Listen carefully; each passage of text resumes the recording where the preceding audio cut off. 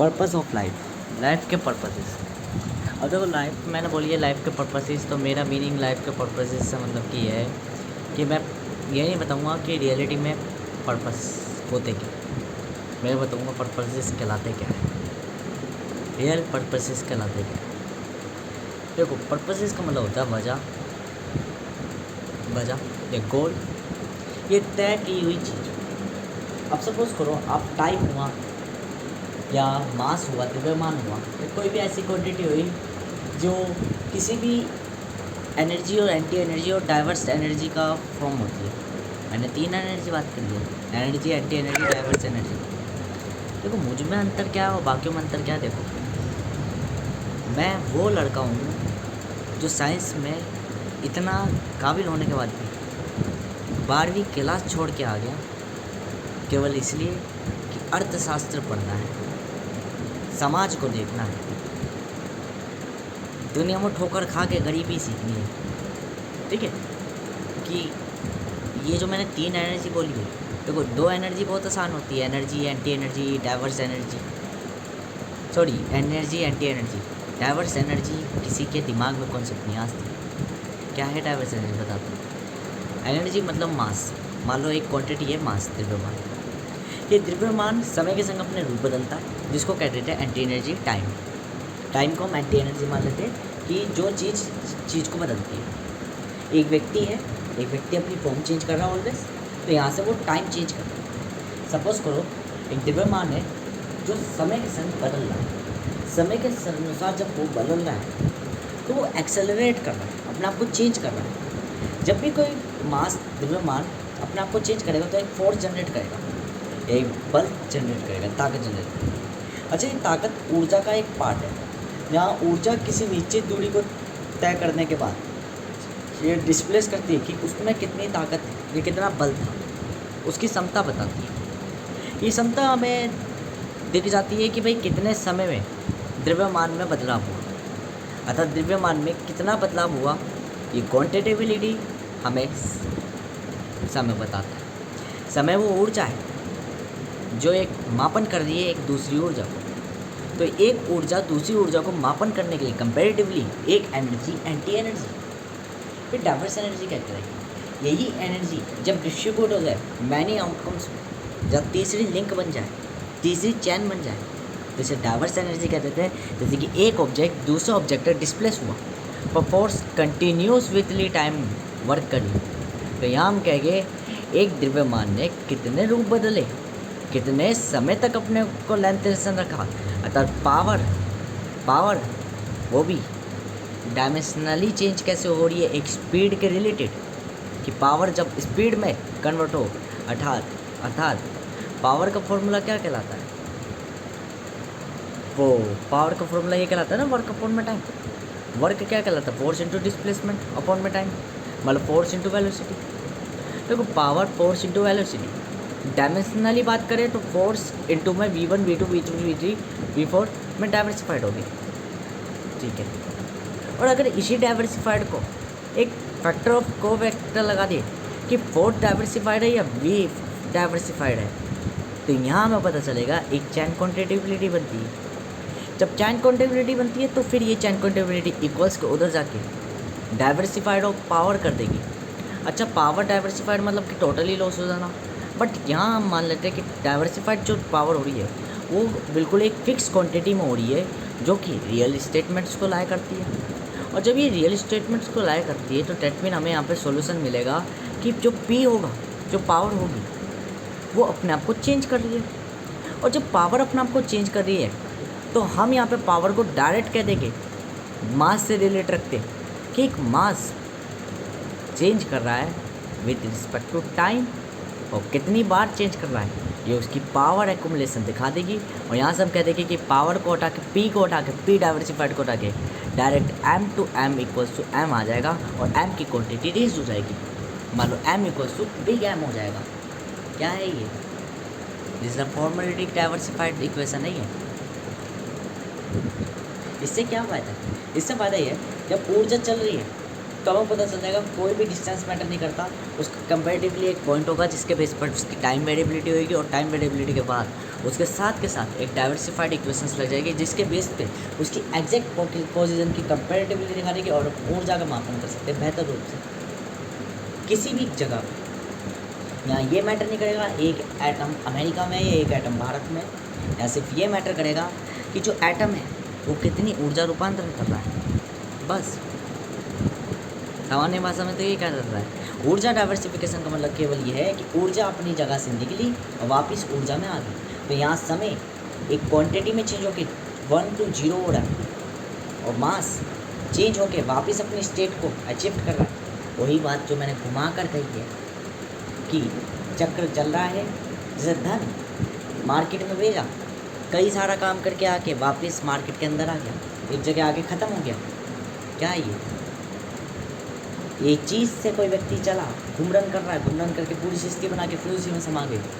Diversified energy मतलब total energy को किस तरीके से एक्युमुलेट कराना, तो टोटल एनर्जी को किस तरीके से बताना, ये कहलाती है डाइवर्सिफाइड एनर्जी। ठीक है।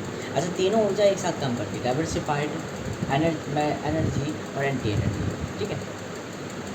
अगर हम, और ये सारे किसके रिलेटेड है, सब एनर्जी के रिलेटेड है, मास के रिलेटेड है। मास चेंज करेगा अपने आप। ठीक है। इसके बात नहीं करते, अब पर्पसेस की बात करते हैं। तो पर्पसेस हो गई, वजह हो गई, तो समझो पर्पस हम सेट करते हैं हर बार सेट करते हैं और सेट चेंज हो सकते हैं। सपोज़ करो मैंने पर्पस रखा, मैं 2 साल तक गरीबी में रहूँगा। ठीक है। मैंने पर्पस रखा, मैं एक लड़की के संग सेक्स कर चुका हूँगा।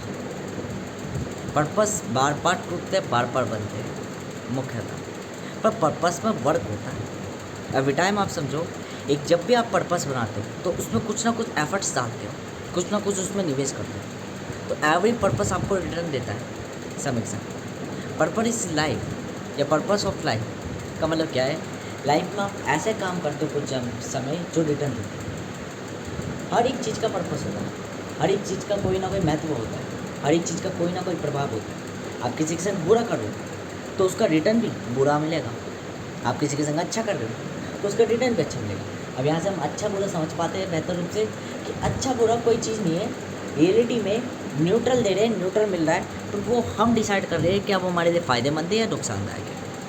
ये फ़ायदेमंद नुकसानदायक भी हमारे मन द्वारा होता है।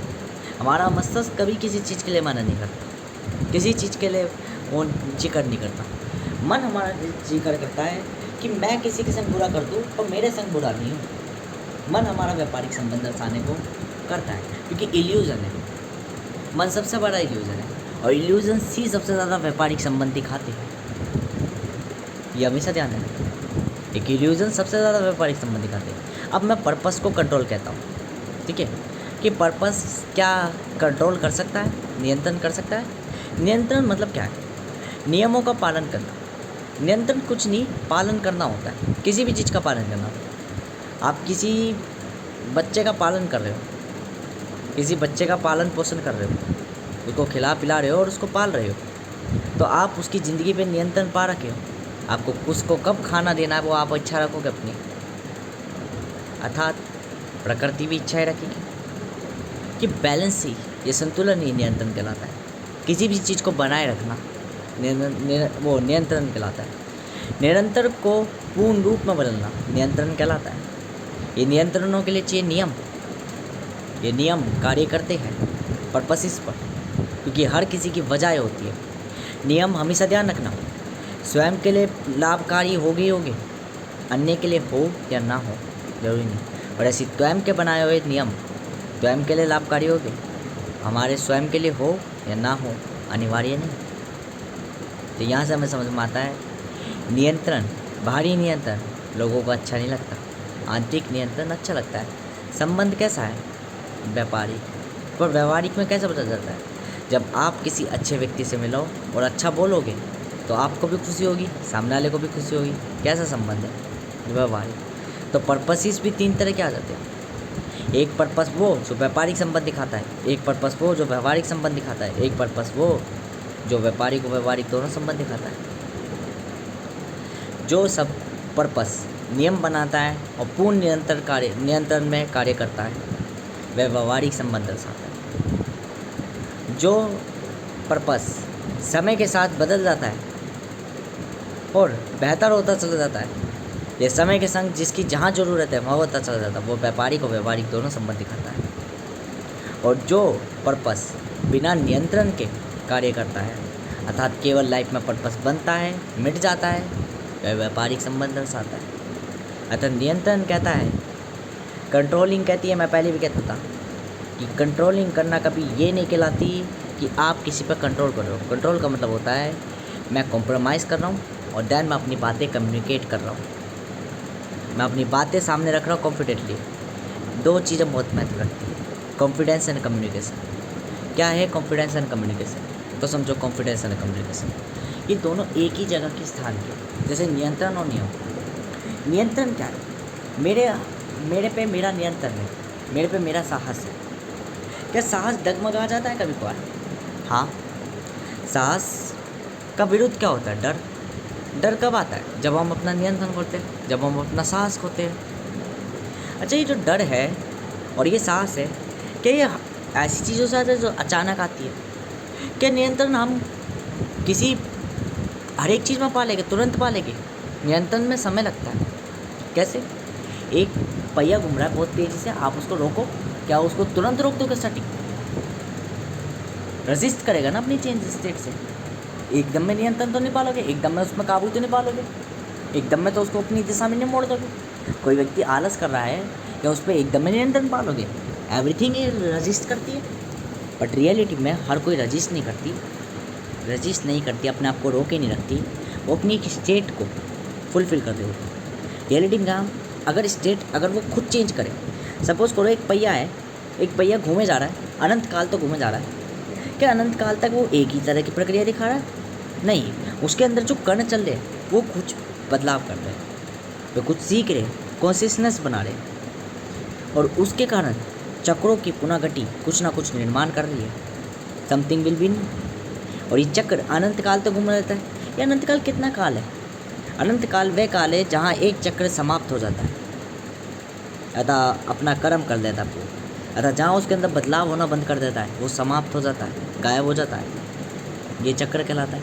ऐसी जो कहा जाता है कि विदाउट फ्रिक्शन या कोई भी ऐसी चीज़ नहीं है जो फोर्स ना करे, तो बॉडी ऑलवेज घूमती रहेगी, रजिस्ट करेगी नहीं। मुझे एक चीज़ बताऊँ, ऐसी कौन सी जगह है जहाँ ये चीज़ एग्जिस्ट भी करती हो? मतलब फोर्स तो ऑलवेज हर जगह सराउंडेड है, पर्टिकुलर चीज़।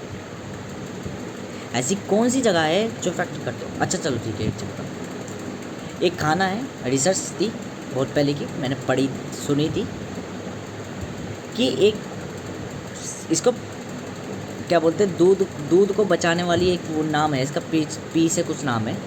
एक रिसर्च थी, उसमें क्या बताया गया था कि पहले दूध को रखा, किसी खाने को, मीट को रखा गया खुले में, तो उसमें कीड़े लग गए और वो सड़ने लग गया, फंगस लग गई। फिर उसको सील कर दिया गया, वैक्यूम में रख दिया गया, और उसने टाइम लिया थोड़ा सा, पर सड़ वो तब भी गया। फिर उसको बॉईल करके, पॉस्चुरेशन कहलाता है कुछ ऐसी कुछ, बॉईल करके रख दिया गया और पैक कर दिया गया। अब वो बहुत लंबे समय तक चला। यहाँ से हमने एक थ्योरी लगाई कि कोई चीज़ धीरे धीरे करके समय के संग वो हो जाती है, परफेक्ट होती है। ठीक है, मतलब समय के संग आप नियंत्रण पा लेते हो, उसमें अपने अनुसार चीज़ें करने लग जाते हो। ठीक है, तो मैं अब आपको एक चीज़ बता दूँ। अगर आप यूँ सोचो कि मैं अनंत काल तक किसी चीज़ को डिकम्पोज करे रखूँ, तो आप उसको यूज़ नहीं कर सकते कभी भी, वे स्थायी हो जाएगी, ना उसका कोई मतलब रहेगा। अगर आप किसी चीज़ को देख भी रहे हो ना, सपोज़ करो आपने एक इनविजिबल पन्नी में रख दी, और अगर आप किसी चीज़ को देख रहे हो कि मांस सड़ नहीं रहा, आप एक ऐसे व्यक्ति हो जो अमर हो, सपोज़ करो उसका क्वांटिटेबल टाइम बहुत टाइम हो गया, या तो वो पन्नी रेडियो एक्टिविटी के कारण साफ़ हो जाएगी, समय के संग डिकेइंग करेगी। अभी डिकेइंग हो क्यों रही है? क्योंकि लाइट पड़ रही है, इनविजिबल लाइट पड़ रही है, इफेक्ट डाल रही है। सपोज़ करो आपने एक काले डब्बे में पैक कर दिया कोई चीज़, काले डब्बे में, तो एक वो आ जाती है, वो स्कोडिंजर था, ये कौन था, उसकी एक इक्वेशन आ जाती है कि बिल्ली उसके अंदर हो भी सकती जिंदा और नहीं भी हो सकती। दोनों प्रोबेबिलिटी एक संग लाया कर रही है, द क्वांटमेटिक एंगेजमेंट। ठीक है, चीज़ें कनेक्टिविटी है। अब यहीं पे एक चीज़ समझो कैलकुलेशन में, कि आपने एक चीज़ बंद कर दी, उसके अंदर कोई लाइट नहीं जा रही, वो काली पन्नी किसी ना किसी समय डिके होगी। चलो ठीक है, वो पन्नी की लेंथ जो है अरबों साल है, तो वो जो फूड होगा वो ऑटोमेटिकली डिके होगा। ये ऑलवेज ध्यान रख लेना, गैसेस फॉर्म में वो कन्वर्ट होगा अपने आप को, फूड करेगा ही करेगा, क्योंकि तापमान आप नहीं कंट्रोल कर सकते एक समय के बाद। समय बहुत जटिल होता है, समय का काम ही है बदलाव करना, फॉर्म में चेंज करना। और समय जितना कम इफ़ेक्टिव होता है, मतलब कि जितना ज़्यादा दीर्घ होता है, वो समय बहुत कम इफ़ेक्ट करता है, परंतु इफ़ेक्ट करता जरूर है। एक समय के बाद वो पूर्ण इफ़ेक्ट कर देता है, दिखा देता है। जैसे देखते हैं कंसिस्टेंसी, आप पर्टिकुलर सिर्फ एक लाइन पढ़ो डेली, पर हर लाइन अगले दिन अलग होनी चाहिए। साल भर में आप पूरी एक किताब पढ़ लोगे केवल एक एक लाइन पढ़ के? आप एक शब्द पढ़ो, केवल एक शब्द, 10 दिन में क्या हो सकता है, 20 दिन में, 1 महीने में आप पूरा एक पन्ना पढ़ लोगे केवल एक शब्द पढ़ के। समय यही कहलाता है। हर बार आप अपना समय बनाते हो, हर बार कुछ ना कुछ करते हो, ये समय कहलाता है। मैंने कहा था कर्म चक्र है, चक्र समय है, सब एक ही प्रजाति के हैं। सब कौन है, स्वयं है या अहम है? कौन है स्वयं और अहम है? ये जो कर्म तय करे वो स्वयं होता है या अहम होता है? कर्म कौन करता है? एक प्रभावित व्यक्ति, स्वयं। और धर्म कौन तय करता है? अहम। क्या कर्तव्य है, क्या अस्तित्व है, क्योंकि वो अस्तित्व से पड़े मुख्यतः, वो धर्मों से ही पड़े, इसलिए धर्म तय करता है। नियमों से जो पड़े होता है वही नियम तय करता है। ठीक है, स्वयं और अहम। अब यहाँ पे समझो, जीवन के चक्र में निरंतरता के 2 पहचानें होती है, स्वयं और अहम। ठीक है, अब यहाँ पे एक और चीज़ मुख्यतः में समझनी है जो मेरे को समझानी थी। बात आई कॉन्फिडेंस एंड कम्युनिकेशन। कॉन्फिडेंस मतलब साहस, और कम्युनिकेशन मतलब बातचीत। जब भी हम किसी चीज़ से बातचीत करते हैं तो कम्युनिकेट करते हैं। अच्छा, नियंत्रण का मैंने बता दिया कि नियंत्रण खोता है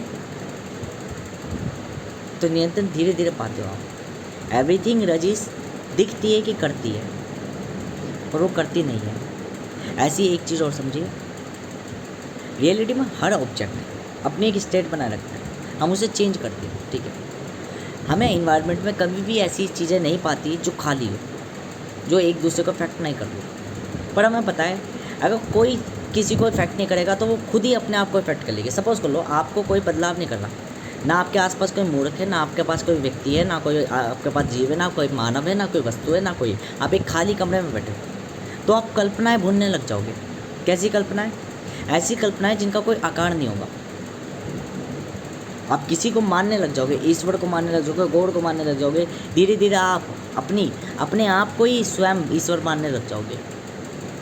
मतलब वस्तु अपने आप को भी प्रभावित करती थी। अब ये प्रभावित कर कैसे रही है समझो।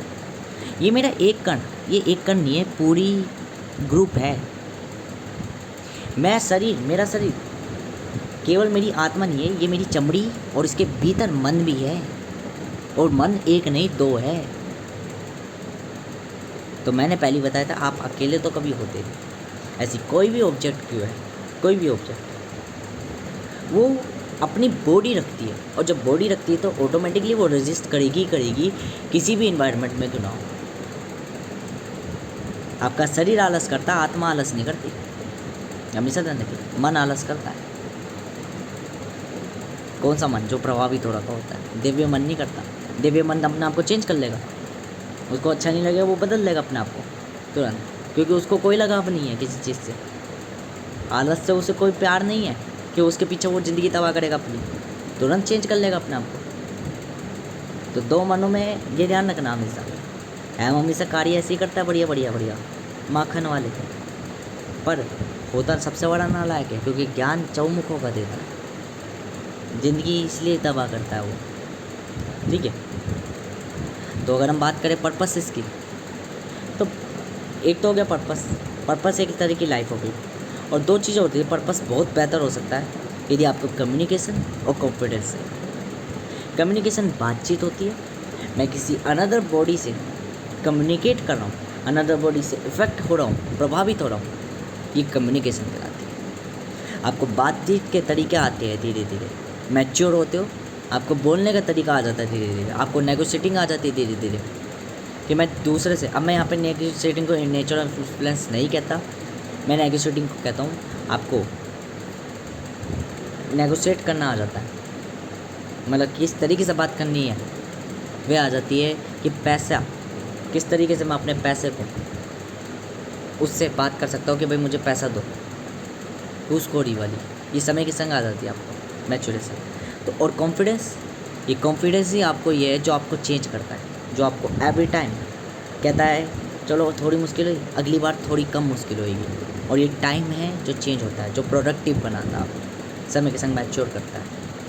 ठीक है, तो हमेशा ध्यान रख लें, अगर कॉन्फिडेंस नहीं होगा तो कम्युनिकेशन ईजीली नहीं कर पाओगे, और यदि कम्युनिकेशन आ गया तो ज़रूरी नहीं कि कॉन्फिडेंस आए, कॉन्फिडेंस खो भी सकता है नियंत्रण के साथ। नियंत्रण समय के संग अपने आप वापस आ जाता है। डर भी अगर आ रहा है, ज़िंदगी अगर मौत भी चाह रही है ना, तो बेहतर ये एक दिन रुको, अपने आप अगले दिन हार्मोन्स स्टेबल हो जाएगी ऑटोमेटिकली आपका ब्रेन, क्योंकि मन जो विचार करता है वो मात्र काल्पनिक होते हैं। क्यों? वो क्षण भर के लिए होते हैं, क्षण भर के लिए आपको मौत का विचार आएगा, क्षण भर के लिए आपको प्रत्येक चीज़ का विचार आएगा, क्योंकि आप प्रभावित होना बंद कर दिए चीज़ों से।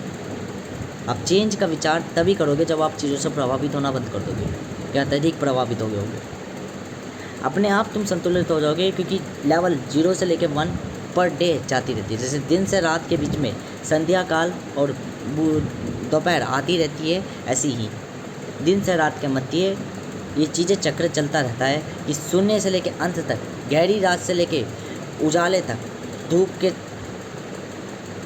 सूर्य के खोपड़े तक ये चक्र चलता रहता है। ठीक है, ये चक्र समाप्त कब होता है? जब एक रात एक दिन में परिवर्तित होकर फिर एक दिन एक रात में परिवर्तित होता था, ये अपने आप खत्म होकर पुनः गठित होता है।